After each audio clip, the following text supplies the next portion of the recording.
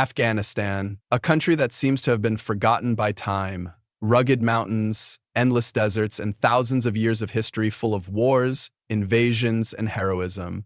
But in the 1990s, a group was born here that not only changed the face of this country, but terrified the world: the Taliban. Their story is one of power, violence, resistance, and a warning to all mankind. And today we're going to delve deeper into it than you might expect.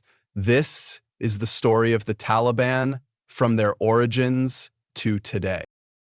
It all started in the 80s. The Soviet Union invaded Afghanistan and the local Mujahideen resisted. They were freedom fighters supported by the United States, Pakistan, and other countries. Among them were the men who later founded the Taliban. The Soviets finally left in 1989. But instead of peace came chaos.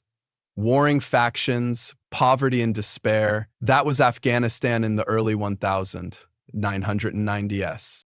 In 1994, a new force emerged, the Taliban. Their name means students because many of them studied in religious schools called madrasas in Pakistan. Under the leadership of Mullah Omar, they promised to bring order and establish a pure Islamic legal system, Sharia. The people, tired of war and corruption, believed them, and the Taliban grew like an avalanche. By 1996, they controlled most of the country. Kabul fell without much resistance. People hoped for peace, but the reality was horrifying.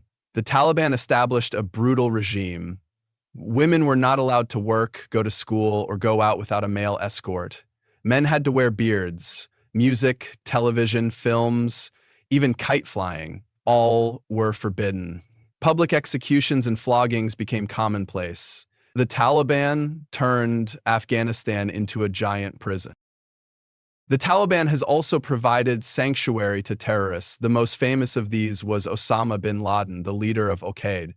It was from Afghanistan that he planned attacks on the United States.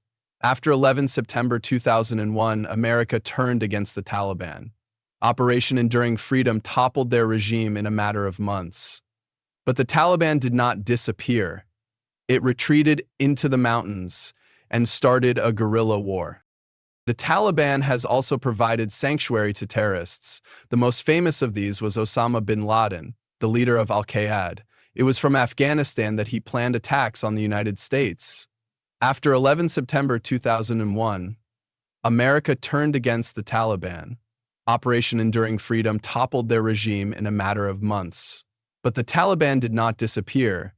It retreated into the mountains and started a guerrilla war. Their tactics were simple: attack weak spots, bide their time, and gradually regain territory. The next 20 years were a period of bloody fighting. The Taliban attacked both government forces and civilians. They used suicide bombings, landmines, and intimidation. Although it had international support, the Afghan government was unable to defeat the Taliban. Each year brought more violence and suffering. Civilians were often among the victims: men, women, children. The war became an endless cycle of pain. And then came August 2021. The United States and its allies decided to withdraw their troops from Afghanistan. Within weeks, the Taliban took over the entire country. Kabul fell without a fight. The world watched in shock as history repeated itself. People were trying to flee, hanging on to planes. Desperation was everywhere. It was the end of a 20-year war, but the beginning of a new era of uncertainty. Today, the Taliban once again rule Afghanistan. They promise peace and stability, but the reality is more complex.